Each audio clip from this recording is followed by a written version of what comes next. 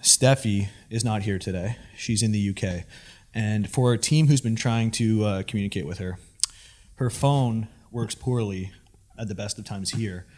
And now she's over there. And I didn't know the UK was a third world country. But according to how we're able to contact her, it is. She literally can't, like, I'll send her a photo. She's like, can't see it. Just says downloading. Like, her hotel has trash Wi-Fi. She tries to FaceTime me and it says poor connection. Yeah. It's brutal. She can't do, like, she can make phone calls every once in a while, but I'm like, that's rough. I have a plan that no matter where I go in the world, it just picks up the strongest signal wherever I am. So it's like when I'm here, it'll switch between AT&T and Verizon. When I'm in Japan, it does whatever company over there, and I don't have to worry about anything. And it costs a lot more. Yeah, but privilege. but I mean, dude, you gotta be able to be on your phone. That's crazy. So did you find the rule, by the way?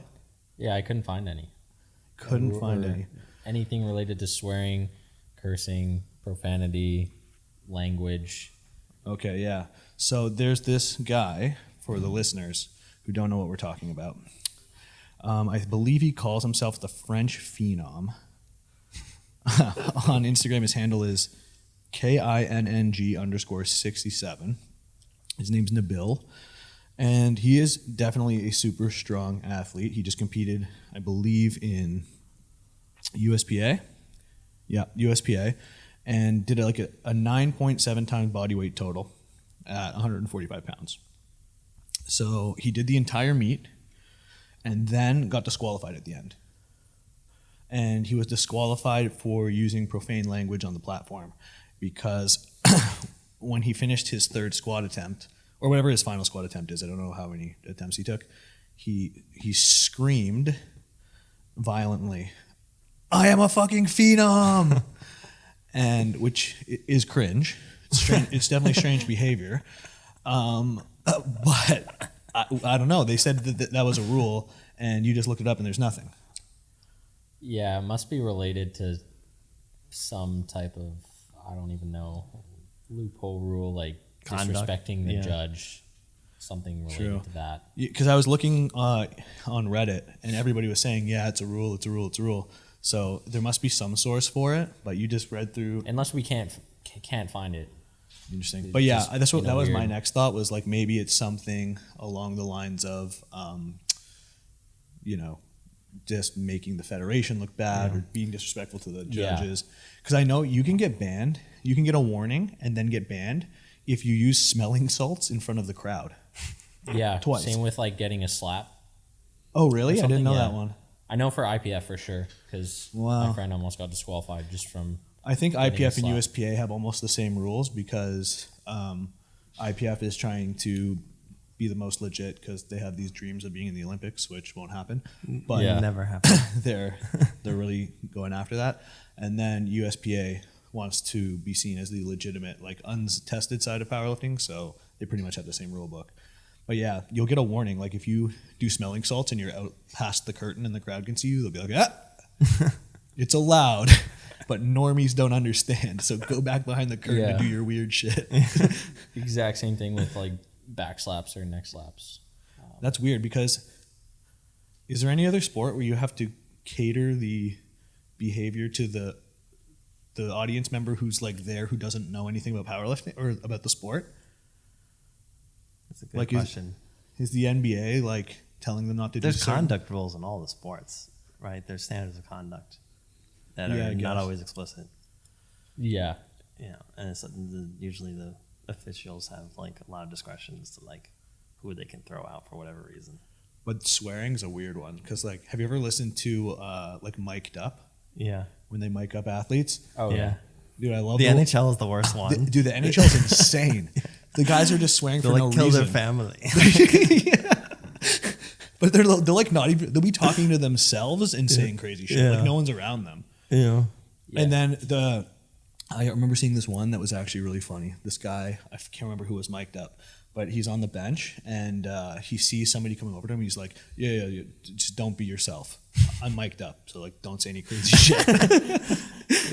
Don't be yourself. Yeah. Yeah. The NFL runs a lot of mics on people too, and that's what they get for like Hard Knocks and for like NFL films and stuff. Like it's really good. NFL Hard Knocks is amazing. Yeah, I love it. What's Hard Knocks? Oh, you don't know? It's like the preseason, like HBO special where they follow a team through the preseason, and that team almost always does terribly, with like a few exceptions. But like, they just record everything that happens. Taking them through training camp. Yeah, anything through training camp. Yeah, and of course it's preseason, so just like everyone is mic'd up, and including like people who aren't even going to make the team, but who are like character favorites.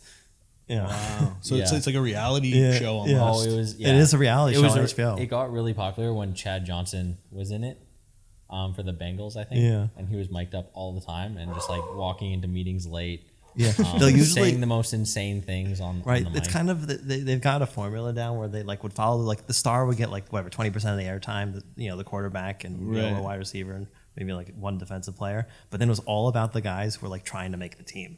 And that was like the real story. And were they like trying to like play up a character role because they're like, this is how I could make it, or like being a personality? Or no, I think it's the film crew telling the story well, right? Right. They're just trying to make it, right? Yeah.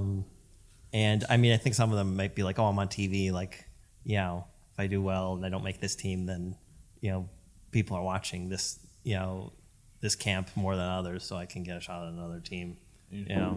Reality TV is super weird because I had a very small experience with it, where I did the interview for NBC Titan Games, and they dig so hard to try to get some sort of like traumatic background story out of you, so that they want that, right? So that when you go into the show, they can be like, for anyone who hasn't seen Titan Games, it's like you do these weird sort of like strength and endurance feats that they make up, where you like drag a giant ball on a chain and you like I don't know, it's like a ninja warrior thing, but for people who are bad at gymnastics and who are strong.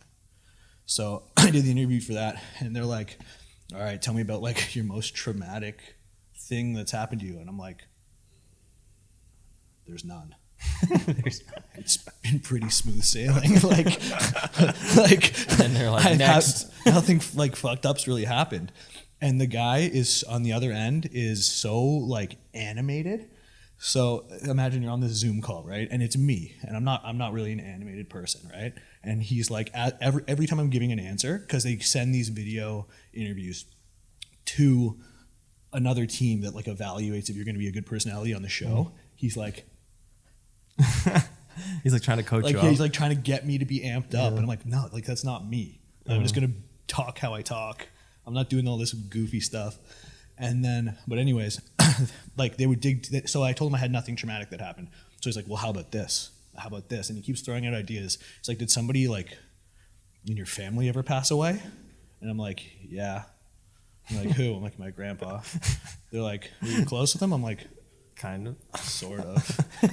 They're like, well, how did that shape you? Do you have any good stories? And they literally just pull it out of you. And then by the end of it, I think they sent me something that like what explained my interview, and what they had turned my story of like my grandpa passing away, which was obviously sad, but it wasn't like a life-changing experience for me.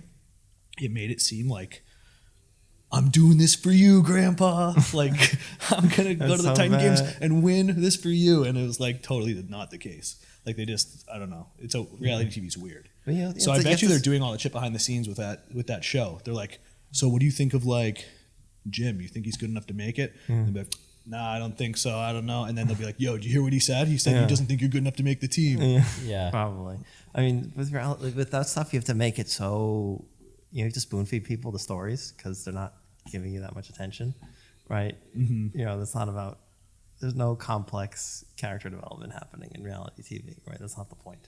Yeah, well, so and also the people there are not actors, especially if it's just a football team. Yeah. Like you're not even getting the vetting process of like having the pre-screening interviews like they did with me. They're just like, hey, guy who plays football, can you talk? There's a funny dimension of that where the head coach does that for a living. You know, he mostly talks for a living. There was a really good one on the Patriots with Wes Welker and Julian Edelman. Yeah. I don't know if you saw that. And I've seen a lot of them, but this was years ago. Bill Belichick is basically saying, because Julian Edelman was doing really well, he's like, he's going to take your spot, like kind of to Wes Welker. and it ended up happening. In, Right, like, but a lot of that happens whether he's the like one of the best receivers. that happens whether the cameras are there or not, Yeah. because the staff It was just are cool doing that, right? Seeing it break. Just egging guys on. No, it's like the linebacker coach is like, hey, that guy's that guy's Yeah, gonna take yeah. your spot, like They used to do that to us in hockey Yeah. too. Yeah. So it's the same thing. It's like, Yeah. Hey, you want to make this team, like you got to do X, Y, and Z, or you got to perform on Sunday. Yeah. Right. It's. It I was- think the fact that it's a sport, brings out those stories. You just got to tell them. It was Yeah, really they're cool there. just seeing, because they're like, this guy's going to be something special and all that, and he's going to take his spot. And then obviously the Patriots ended up winning the Super Bowl a few times, and like Julian was one of the big stars. That's amazing when stuff like that happens. I've watched 2 And he was a documentaries. QB in college, and then receiver in the NFL. Wow, that's pretty cool. Yeah. Notice I watched 2 reality TV, or not reality TV shows, but documentaries, where I was like, how did they get this footage? It doesn't even make sense. Like in situations like that, but even more crazy. One was the Conor McGregor documentary. I was thinking of that one. That one's insane. I'm like, how was the UFC filming this guy back when he was like in Cage Warriors and nobody even knew his name, and he's living in like his mom's basement with his girlfriend, Yeah. It's like he was a wacky personality, but like it was a high production value show. And they followed him around everywhere. They filmed him before and after fights, and like his like day in the life type stuff. Yeah. And Day that- in the life before he was even famous. And the other one was Eddie Hall. Yeah. That Eddie Hall documentary. Same thing. Yeah, he I think he was not even like highly ranked. Like it wasn't even a contender. And then the documentary took place over 4 years, and by the 4th year he wins World's Strongest Man. Yeah. I'm like, well, you lucked out there. Yeah. Because if he doesn't win World's Strongest Man, like who cares about your documentary? CrossFit was also good at picking the future stars. Yeah. And filming them before they. Except for became- Matt didn't want to do any press ever. Yeah. Well, that's Matt. Who was one that they like really followed? Well, they followed Rich before he won. Hey, wasn't there there was a documentary? There's a bunch of documentaries about Rich, but they started following him as soon as he came on the scene. I mean, then they just filmed a lot of the guys who were like, they do this whole like Road to the Games thing, and they'll pick a bunch of people, and they'll even, and I think you also get this survivor bias where they pick a bunch of people who kind of, have a good year, and then you don't really see them again, but they do so many of them that they get early footage of the people that are Yeah, able you only to- see the ones that pan out. Yeah, but I mean, they do release all of them, right? But they don't. But you don't remember the ones that they kind of So like, produced. are there camera crews just following like Robert Obrist around in strongman Potentially, like all somebody. the time, or like Right, there's a Canadian film crew. They're just like, hey, Vellner, I want to follow you around for the year. Maybe you'll win, and then he like doesn't do well that year. Sorry, Vellner. was Like, is that a real thing? Or Yeah. No, literally that happened. Oh, damn. And they keep following him around because he's an interesting guy and he's good at the sport. He is. Him and Fikowski have a good dynamic. Yeah, really, it's really good. It's really They're fun to entertaining. follow on social media. Yeah, right. But they're also just good on camera, so they're good film. Yeah, they like do their own skits and stuff. They're pretty creative. so What was the good. one that they did? The So- out of shape, like off season So thing. good. Yeah, I think that was from last year when. Yeah, you turned me on to it. It was Yeah. like a 4-part thing. Yeah, it was so good. But I think that's been several years of that film crew filming both of them, just because they're in Canada and those are the guys in Canada. Riley, you're not on the Riley has podcast. something to say. But, Um, yeah, I think wanted so. to. So there's just a combination of just how who's the best performer in the sport and who's the most filmable. Didn't they at Right. one point? It was Frazier, Fikowski, Vellner, like on the podium. Yes, that was a few years ago. And then they've had kind of a tough time since. No, the Canadian guys, yeah. why, I wonder why. Did the competition just get better, or I think it's the year, it's the events, it's Type of however healthy they came in. I don't know them that well Yeah, personally. I mean, last year was a bizarre year. Only 5 people got to go, and it was online the whole time, and none of them made the top 5. So, yeah, that last year was kind of weird. yeah, so it's kind of a throwaway year. Also, CrossFit totally, went up in flames and then had to rebuild itself That's true. with new Yeah. leadership. They got hit. They fired everybody and then hired almost everyone back. Glassman got hit with a racial scandal and a Me Too scandal at the same time. Oh, that's rough. But if there's one guy that that would happen to, it would be him. It's amazing though. After like all that stuff came out and like the email, he's coming out with a book this year. He is, which is a bad idea. Oof, it's like the O.J. Simpson "If I Did It" book. Yeah. Essentially. Oh man, that's not good. Some quote that I saw Morning Chalk Up. It was like, he's like, the world has changed in 20 years. I haven't. I was like, that's what he said. Yeah. Oh, that's really bad for this day and age. It was like, I was paraphrasing, but he wanted to say in the context of he speaks the truth. He spoke the truth in 2001 when he was like, when he said Floyd 19. No, that was a horrible I know. taste. He's equating that to like his treatise on fitness, which is like the CrossFit Journal. Like, I spoke the truth to the industry and to like big soda, and now I'm speaking truth to the government. That's not the truth. That's just a terribly tasteless remark. I know. Brutal. And also that those documents he wrote 25 years ago are not that great. They sound convincing. Yeah, he's just a good salesman. Yeah, he's very good. He's very captivating. Like more than a salesman. He's like a legit cult leader. Yeah. Right? He could have been a much worse cult leader. Instead, he tried to make people fitter. I guess it's good that he fell into this category. Yeah. Who knows if he didn't get into fitness? Yeah. And fighting the giant organizations. Yeah. When you have a million people call you coach, like you might be in a cult. That is weird. Shifting gears. Yes. Because I did a Q&A earlier today, and the first 20 of the questions were thoughts on Simone Biles. Okay, and I'm sure everyone listening knows more or less what happened, but I'm going to give at least all the details that I know. Okay? So, pretty inarguably the best female gymnast of all time, at least the most decorated, goes to the Olympics, has a bad warm-up, has a bad first showing, pulls out of the meet and says, this is individual at the time, and says, I'm pulling out for mental health reasons. Later talks to her team, sees more medical. Then she decides to pull out of the team event as well. Then there's two sides to that.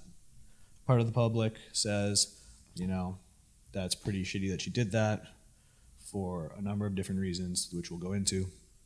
And then the other side of the argument is she's being brave, and she's sort of setting a precedent for people who thought like maybe they didn't have an out, who are in similar scenarios, who do have legitimate mental health issues.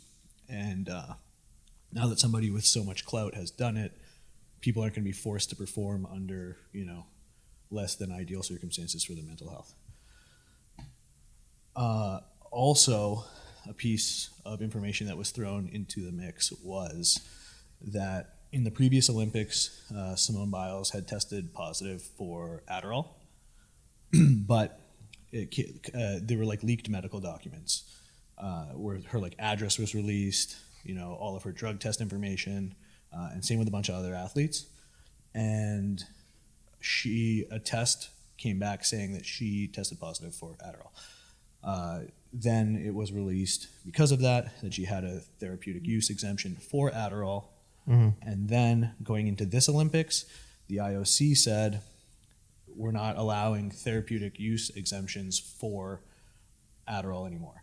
So it doesn't matter if you have ADHD, doesn't matter whatever, you can't use Adderall. It's too much of an advantage to be able to take that drug. And I agree with that decision because Adderall is basically meth. And I've seen a crackhead or a meth head, very skinny, lift the back end of a car.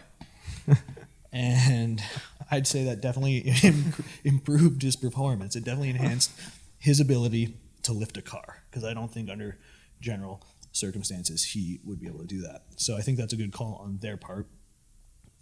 However, that's sort of another thing. So people are saying she went into this competition not feeling her best, maybe, under these weird COVID circumstances. There's no audience. She's not thriving off the crowd. she's maybe a little distracted because she's not allowed to take Adderall for the first time in her competition life, and boom, those are all the details. So interested in both of your thoughts on that. Okay. My understanding is this is just the all individual, all around, and the team that she withdrew from, and that there's day to day. That there's like another week of stuff that she could compete in. I'm not sure, but the all around and the all around team event they're big are the events. biggest ones. Yeah, but still, so she didn't withdraw from the Olympics. She withdrew from 2 events. But the all around is based off of the combination of all of the other events. So it's like that's what makes that up. No, you cannot do other. You do other events. You can just do individual. No, there are more events events over the course of the next week and a half that are not part of that are not the events she withdrew from that she can still compete in. It'll be interesting to see what happens, because I imagine if you're not, in the right mental space to compete in one, it would follow for all. Yes. I don't know, but yeah. So thoughts? I think it's equivalent to a bad performance. It's no difference of whether she withdrew or whether she didn't do well in terms of the outcome. It's interesting. I see so I see 2 sides of it, right? It's like if this is a regular like local competition where you're competing only for yourself, then it's like under any you just don't feel like competing. Cool, pull out. It affects nobody. You know. In this scenario, there's a few things. There's like a societal thing that I see as being potentially problematic, and that's that obviously there's a large number of people who have mental health issues, right? Steffi suffers from anxiety and panic attacks. So I've seen it firsthand. I know they're very real, but I think there's a problem with the way the conversation happens in society, where as soon as somebody plays the mental health card, whether it's valid or not, there's no questions asked, so you're absolved of any responsibility that has to do with whatever you're talking about, right? It's like if you even ask the question, or if you voice an opinion and you say, I don't think Simone Biles should have pulled out, I think that maybe that's an excuse. You're going to get absolutely crushed. People are going to say, well, mental health, it's as soon as that phrase is used, it's like the argument's over. But I do see why people would, I see why you want to protect that, because you want people to talk about it. But on the other hand, it's pretty convenient to be able to pull that card whenever you want, even if you don't have mental health issues. Yeah. Oh, the other piece of information that I forgot to say was, after the fact, she came out and said that she had this thing called the twisties, which I'm familiar with because my sister was on the national team for gymnastics back in the day. And it's a real thing that people get. It's isn't it like vertigo? It's like vertigo-like symptoms, and it causes gymnasts when they're in the air, in rotation, it causes them to sort of like lose orientation, and sometimes causes them to over-rotate, right? And that's not good, especially when you're doing really dangerous flips and stunts. So she came out and said that after the fact, after already saying a mental health issue, So to me, that's kind of like, that's a bit of a red flag, because if you're going to say it's mental health and then it's like, oh, actually it's this thing that makes me fall on my face, it's like, I think that one's the more the one that should lead sort of the argument, right? Like the thing that actually is physically preventing me from doing the sport I'm competing in, like that makes sense to say. But it just seems like after the fact, you're like, oh, a lot of people didn't accept the mental health thing, so here's this other reason as well. And I have no idea whether that's... Both could be true, though. Both could be true. And if either one of them is true, it's also a valid reason, right? Yeah. But I think what a lot of people are saying is she was doing poorly. She didn't want to lose, and maybe choosing to position yourself in alignment with the mental health banner, which is, a really big topic in society right now, is better for her career long term than a bronze medal. And that's kind of, I guess that's the argument that's going on, and it's a touchy subject and it's hard, but I feel also for the person who trained 4 years to try to go to the Olympics, didn't get a spot, and then someone pulls out partway through the competition. You're like, damn, I could have been there. That's right. But again, that's not what we're talking about, because she could compete in other events. What's that? Right. That's. I think that's. I don't know who brings that up, because she's still possibly competing. Right. But she took the first spot for the overall, or whatever that is. And then someone else finished. Right. So I guess someone could have competed in the overall. No, I don't think so. So in the team final, someone else fills in for the rest of, or you just put in whoever to do the team. Yeah, final. Which is fine. I think if you're experiencing anything that's throwing you off your game, you think you're going to be a negative impact on your team, I think the responsible thing to do is to pull out, so that you don't, you don't hold your team back. I think that makes sense. Yeah.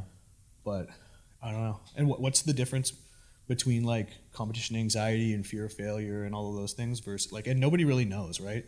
Yeah. She's going to be the only person who actually knows what happens.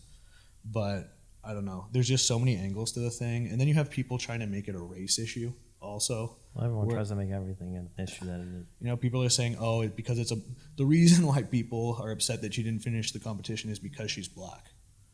And they're picking on her for that reason. And I'm like, that just is such a stretch. It's unbelievable that people would even entertain that. I also don't get the, I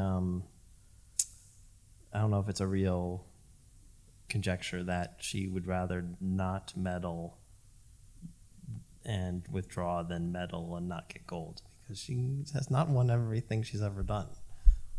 But she was heavily favored to win. Like, it's a letdown if she loses. It's still less of a letdown if she medals than if she doesn't. That's a weird absolutist thing. Silver is just first loser.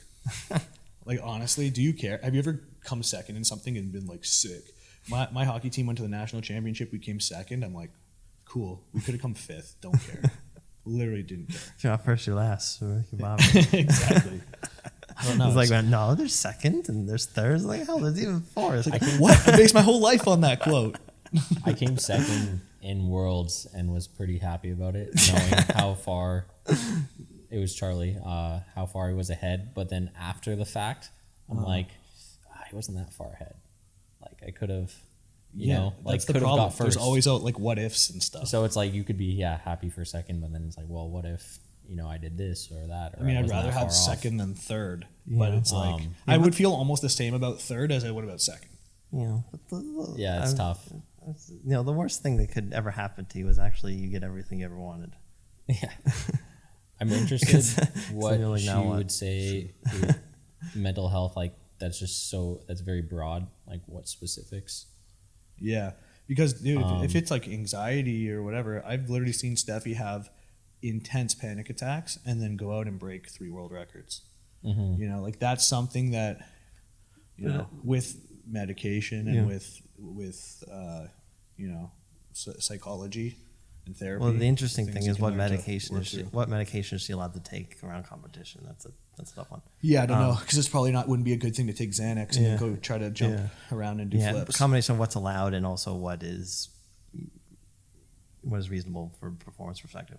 I mean, in my mind, it's no different than my ankle hurts. And it's like, well, what's wrong with your ankle? I don't know, you know, but I'm not going to perform well. I might risk doing something stupid. And I'll, you know, kind of call it for today and see how it feels tomorrow. Like, it's really no difference in my mind. I wish they named it something else, because I feel so ridiculous saying the twisties when I'm talking about something medical. When you first said it, I'm like, what is that? But I mean, if that's a real thing and she could have fallen and broken her neck, it's like that's a pretty legitimate reason. And like I said, I feel like it's if you have super bad anxiety, maybe you fall and break your neck. Yeah, that's true, but I mean that's called a bad day at the office for anybody else, you know. Yeah. It's like then don't be a gymnast. Yeah. If you then go get a desk job or do something else. But that's part of the job. Yeah, she's done it a million times before. She's also entitled not to be a gymnast on any day she doesn't want to be a gymnast. But that's the part that people find problematic. Oh. Because that's the whole argument. Because look, we have to assume that what she's saying is the truth because we don't know. Yeah. Right. So I believe her. I'm sure she had some issues that, you know, I was working through all the hypotheticals before, but I'm sure if she could compete and win a gold medal, she would have chosen to do that. I also don't understand what the harm is to anyone but her. Well, I think politically it's a big deal. Like politically? Because the Olympics is the biggest international dick measuring contest It's how all the superpowers say, I'm better than you to all the other superpowers. Well, it's how authoritarian regimes appear legitimate to the world and to their also. population. So it has no effect on the But U.S. it's like, well, yeah, but the U.S. always has a statement to make that like, we can compete and we're a clean country and we can still win. Yes, this has nothing to do with that. Huh? This has nothing. Well, it does if they don't get a medal now. You know? But all that matters to the U.S. is that they don't send a bunch of people that test positive for PEDs. That's their biggest priority for sure. It's much more important than the medal count. Sure. I mean, but there's a few programs in the U.S. that they care a lot about, right? Like track.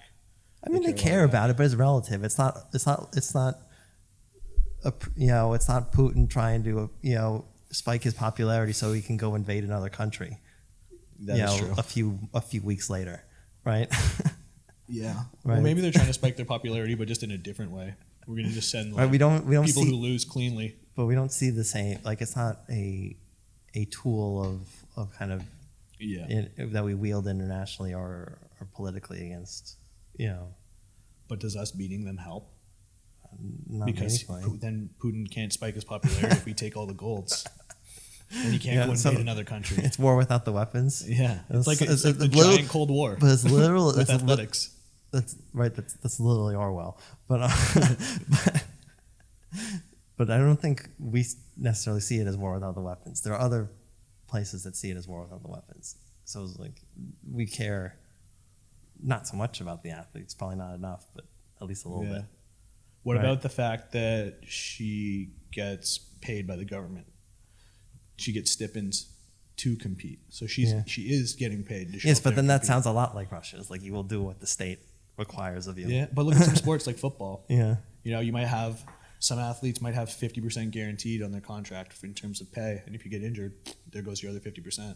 Like you either perform or you don't get paid. Yeah, but also that's similar to stipends though, because you need to, for weightlifting, for example, you need to hit a certain total. These are also tiny stipends relatively. Yeah, and it's you're essentially, if you're not performing, you're going to lose it because you need to hit a certain total every year. Yeah. Because you could actually go to the Olympics and not hit the total 1 year and lose your stipend or get a reduced rate for 1 year. So what do you think, though? So now if you're... Right, if we cared about this a lot, we would perform. pay these people a lot more so they wouldn't need jobs. But the structure is different, right? You just get a bunch of sponsors. I'm sure...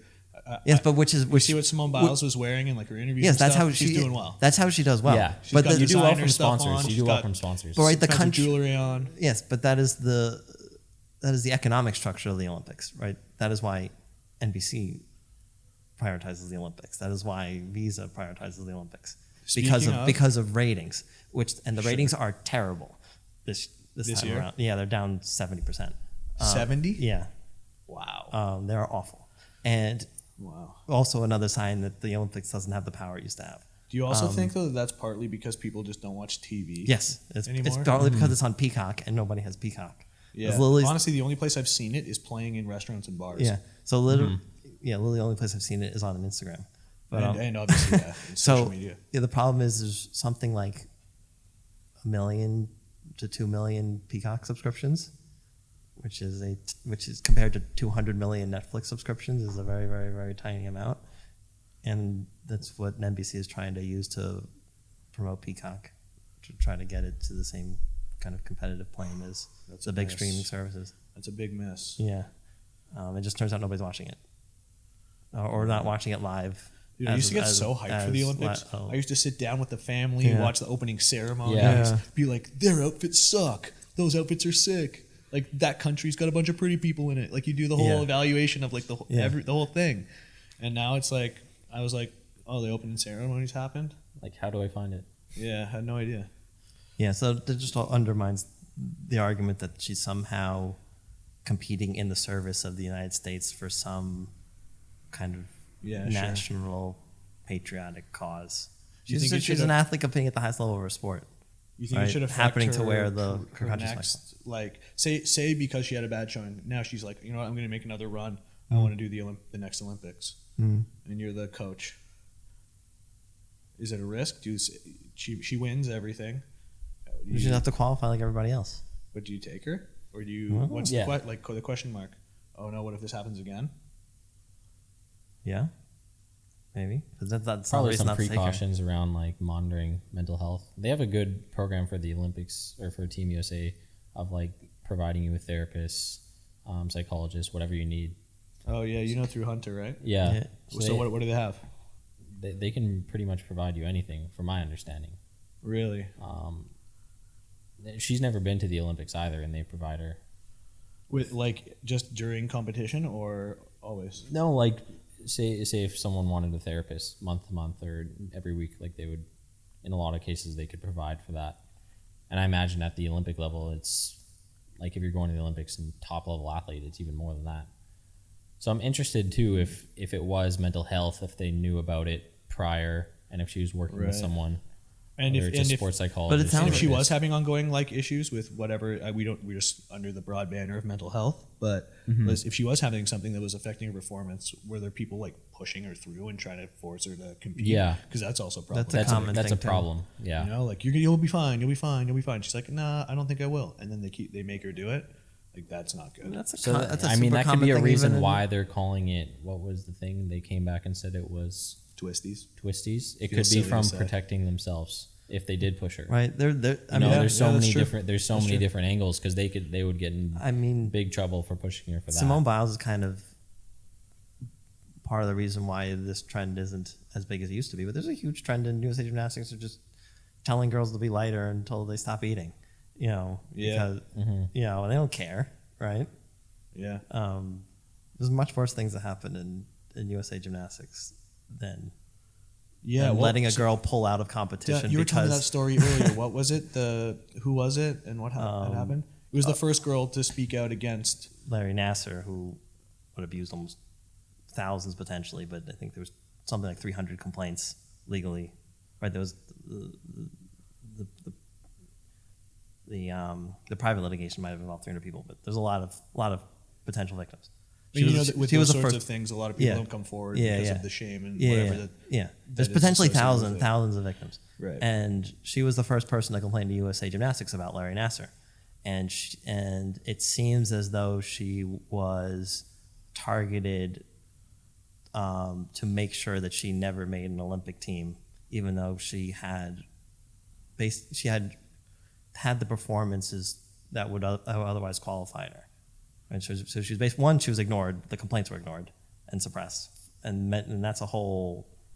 That's a huge story. That's a huge story. That's criminal conspiracy. That was a huge thing, for years. Much of the leadership in USA Gymnastics is no longer there. I don't think any of them have been criminally charged. I think there's a bunch of investigation. Obviously, Larry Nasser is in prison for the rest of his life. But good. But just the idea that basically there was retribution against you for complaining about the team doctor who was abusing hundreds or thousands of girls. And there was just a pervasive culture of abuse and, physically and emotionally, and which likely is not totally resolved because it's that pervasive. For sure. Even just the level at which they push those girls. Yeah. Like I saw it with my sister firsthand. It's unbelievable, man. You have these little girls, like 5-6 years old, that are competing at the highest level. They look like little anatomy posters. Yeah. And if they can't get in the splits, you have a coach behind them shoving them into the splits while they're like crying. Yeah. Like these are little girls. Jeez. Yeah. And then my sister was saying like she didn't like at a certain age she was like, I don't want to do it anymore or whatever. So my dad was like, is she being soft or like, is this really like not a good environment? And he went, like, it was my dad or my mom, I can't remember who actually went and saw and watched the whole practice, and it was just brutal. Like brutal what they were putting them through. Like every girl had cried at some point throughout the practice. They're making them push themselves to their absolute limits as children. And my dad was like, or whoever it was that went was like, okay, I get it. And one of them actually said to my because they were like Eastern European coaches, and whoever, I think it was my dad actually, because he tells this story. He said, "Like, what's going on? Like, none of them look like they're having fun." Yeah. And the person literally responded in broken English, "What is the meaning of this word?" And it was just like so perfect. They didn't even know what fun meant. Yeah. That's how unimportant it was to him Yeah, in the country that he sports lives in. isn't fun. It was war. Yeah. There's the little soldiers. Yeah, which they is were. which They is were. really dangerous. And Larry Nasser was like famous for like getting to where he is because no girl was ever injured enough to not be able to practice. So it didn't matter what was broken. So It's not good. yeah, it was like Yeah, that's how not you good. get to a position as as a team doctor at the national Bad level. culture. Yeah. It's as Yeah. bad as any. It was as bad, if not worse, than any culture in organized Well, sports. even remember Matt was saying on Rogan that he went to Worlds with a broken back. Yes, the culture at USA and the training center for weightlifting was awful as well. Yeah. And they're Again, run by Eastern Yeah, Europeans. yeah, imagine a broken back. yeah, Yeah. Just go out there. Yeah, he had spondy, right? yeah. Well, he like did some. Yeah, he probably had spondy from growing up, and then he did something really bad to fracture it, in the training center. And they're like, "Suck it up," Yeah, he had Go to injured it, Romania. and then he took like a couple days off, and then trained again, and then obviously made it way Yeah, worse. Yeah. Takes a while for a broken back to heal. yeah. More than a couple Yeah, it days. was like your back is obviously broken, and no one's going to tell you that you have to like take some time off. Yeah, thanks, Doug. So the whole idea is like you can't let someone not compete. Yeah. That somehow it's not admirable to not go out in a body bag. Yeah, the whole die on your shield Yeah, thing. yeah. Yeah, that was a problem. Do you remember like years back in football where it was like a big thing for coaches to not let players drink water during Yes, practice? and then kids started dying. Yeah, and then people Yeah. started dying. Yeah, And, Oh yeah, because it was so hot. yeah. Yeah, I remember specifically there was a CFL player. I can't remember if it was the Argonauts or Like not. waters for the weak. Yeah, and died Yeah. from like heat I exhaustion. remember or that because that something. was my last year of high school. I played in Connecticut, and they had planned water breaks specifically. Yeah, we had there were like highlighting state that. mandated water Yeah, breaks. highlighting that and like, oh, you guys need your water break, and our coach is still like, no, you don't. Like he was pissed about that. What a weird thing to Yeah. like prove your toughness. Yeah, they get hung up on. The one thing that you need more than anything to survive. You're like, nope, can't have that. Yeah, he was intense. But I'm really interested to see what comes out like in the coming. Obviously, she's gonna have a million interviews where she's gonna talk about this. They're probably gonna look into what the real issue is and get more specific about it. So there might be a situation where all these people who have slammed her saying like there are people who just took it upon themselves to make public statements like politicians saying she's a national embarrassment. That's horrible. terrible. That's I saw dumb. just when I was reading a little bit more about it earlier that same guy, I can't remember who he was, already retracted his statement and made a public apology about his public statement. Yeah, So- he should. Yeah, it's tough. And whatever she's going through, I hope she's okay. Yeah. But in cooler, well, not cooler, but I guess it is cooler. It's better news. That chick who won the gold medal for the Philippines, do you see what's been going on with her? That's really In cool. weightlifting? She won $661,000 from her government and was awarded 2 homes. What? That's the country you wanna go to the 600,000 Olympics US for. Yeah. 600,000 US dollars. US dollars. U.S. I wonder how that works. That's not bad, right? Yeah. What do you make for a gold medal in the States? 20 grand, right? 50. 50? Or sorry, I think it's 20, but 50 if it's a world record. U.S. dollars. Is that 20 that's for not a in win. every sport though? Is that weightlifting? I think something around 20 for a medal, and then 50 if you get a world record. Remember And then the highest. Actually, it's I pretty think bad for being the best in the stip- world at something. The highest stipend is around 3,500, I want to say, or 4,000 I think it's- a month. I think it's different. Livable. A good example of For like US. how it's different is like the women's soccer team in the U.S. Like it was an interesting documentary. I think it's on HBO. It's like they sue U.S. Soccer that they're not getting paid the same as the men, and then USA Soccer's like you're getting paid slightly more, and they're like yeah we have to be like 3 times better and play all these extra games and The stipends and qualifying totals are actually really hard to get. Just for example, I think the fourth top total might have been third in 64s this year was 227. What's that in snatch and clean and jerk? Break it down for the people.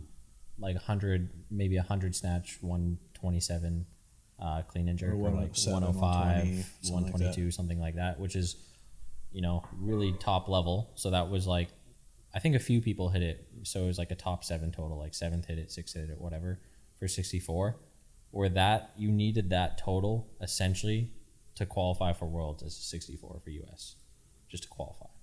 Wow, that's crazy. It was like 226 was the total you needed, but it's like those numbers were top 3 because they base it off top 3 numbers in the Olympics from the previous year to qualify for this Worlds, and the totals were insanely high. Wow, that's pretty wild. That's wild. And then they give you an NRS score based off that, so like a percentage off that score. So say if you had a total, if the average top total was 250, you totaled 220, whatever your percentage is off that, and it's like a top 10 percentage. So for some weight classes, like for a super, it's based off weight, Lasha's total. Yeah, makes it impossible for some weight classes. Yeah, back when I was competing in weightlifting in Canada, we had you had to hit 80% of the world marker to be eligible. And then the world marker was the top 10 highest total, the average of the top 10 highest totals from the previous international competition year. Similar now. You had to hit 80% of that. So I don't know if Canada 80% of the top that way. 5. Top 5? Which is still high. Yeah, it's super high if you're in a stacked weight class. And that's being like separated by a couple kilos all the way down. Yeah, I think it's 80% of the top 5 or 80% of the 5th person. Yeah, if there's an outlier that skews that. Yeah, I think it might be the 5th person, but it's still, fairly high. And especially for some weight classes, it's just, because there's some weight classes like the 64 or 59 class, they're almost out-totaling the classes above or just shy. Yeah, that's crazy. But for that Filipino girl, she's also just exploded on social media. Yeah. I saw she had like 30,000 followers the day before. Then when she broke that, won the Olympics, the next day 200,000, and that's just one day. So it's like you probably just have the whole country, because I think that was the country's first gold medal at the Olympics. Yeah. Like, period. So they were stoked. She's like a national hero. Probably for weightlifting for her because I saw they had videos of her in December, like clean and jerking with like a broomstick and backpacks because she had no equipment. I saw that. That's amazing. Because of the and COVID then her first stuff? Olympics, it was like she came second last. Then the next one bombed. Then the next one came second, and then this one it was such like a good story. Didn't have a gym to train at. Oh man, that reality TV show interviewer would have loved her story. Yeah. Yeah. Unless she had no trauma. Man, that's crazy. That's just, those types of countries are where you want to go to the Olympics for, or who you want to go to the Olympics for. Steffi has a friend from Venezuela who, for being on the national team, was getting paid $60K US, and they gave her a house that she could live in. This weightlifting? In weightlifting, yeah. And which is crazy in a country where like there's so much poverty, but she, they're training in the national facility. She had to maintain obviously a certain ranking, the entire time. But I don't think that girl was even first. They just treat them like pro athletes over there. Yeah. I mean, there's a thing this time around. Those countries get vaccines for the athletes to send them, even though they can't get any more vaccines. They have to get vaccinated before they leave the country, or upon. Yeah, they have to be fully they have to be fully vaccinated before they get to Japan, which means they had to find vaccine that didn't exist in those countries. So everyone lied. No, they would get it if they really could. If they really wanted to get it, they could get it. Wow. There's like enough for some people, sure. But not nearly enough. If it helps the government, because that's one of those countries that you're talking about. Yeah, they need it for political position. Yeah, they can't not send those people. Yeah, man, that is really crazy. They also can't appear like they don't have enough vaccine to send even their Olympians, so they will find the vaccine to show the world that they actually have some vaccine. That's true. Did you see Canada's gold medal in weightlifting? Yeah. Maud Sharon. Yeah. She's been to hybrid a few times to train. That's pretty cool. We had a bunch of people. This is the first year where like I knew a lot of the people going. Bowe, Sanave. I think he competes tomorrow, right? Tomorrow. He has a good chance of winning, I think, or hitting a record. I think he can medal, but I don't think he's gonna beat that the kid with the Super Mario hair. What's his name? Super Mario. Mezzo. Meso Asana. Yeah, that guy. Yeah, That guy's really strong. Bodie's done like 210 in comp. I think that kid's done like 230 clean and jerk. Clean and jerk. What was it? Bodie's. I think he has a good chance for a snatch world record. It's 180 something. Oh, he's done more than that in training. Yeah, so he's done more in training. Oof. That kid is a bull. Yeah, That kid's super strong. I've just heard he'll just get under anything and try it. Oh, I'm sure he's a And crazy person. never Clark. Like if Yeah. it's 200 kilo snatch, he'll try and get. I've under always that. said that, dude. I was like, you could put 250 on the bar. That kid will try to get under it. Yeah, He's nuts. That's But he awesome. comes from such a long line of high level weightlifters. His grandpa went to the Olympics. His dad was on the national team. Really? I think his dad has won like 10 national championships. jeez. And then Bodie, another Olympian. I think Bodie's younger brother also just won nationals. Didn't go to this Olympics, but won nationals in his weight class this year. Yeah, they're just a stacked Yeah, family. I wonder what you get for being a weightlifter in Canada. Like if they stipend or anything. They do. It's not much. When I was lifting, they had something called a half card and a full card. The half card, you got paid $500 a month. Full card, you got paid $1,000. What does that do? 1,000. So what do you? How do you live? You work. You have a job. You still work. You have a job. But also, a lot of the people who are getting those were young. So like, Yeah. almost I'm in all college of them and were I pay my grocery bills. university and college. So it's like you're still living off mom and dad's. You're dime. rich on $1,000 a month Oh, in yeah. college. What do I do with all this money? All this extra money. Yeah. Yeah. You just bottle send it on service. some. Yeah. Yeah. Yeah, you buy the fancy avocados now. Yeah, you don't have to use the coupons to find the special strawberries on sale in the grocery store. No, now you just get more strawberries with the. Yeah, I coupons. get double the strawberries. That's true. That's like that Bare Naked Lady song. He's like, if I had $1 million, you know the song? Yeah. You're like, no, we wouldn't have to eat craft dinner. He's like, yeah, but we would eat craft dinner. Yeah, of course we would. We just eat more. Or like, oh my god, I have a million pop culture references for this. Yeah. Or Family Guy, when they get the welfare checks that are wrong, and it's actually the decimal place is like way moved over.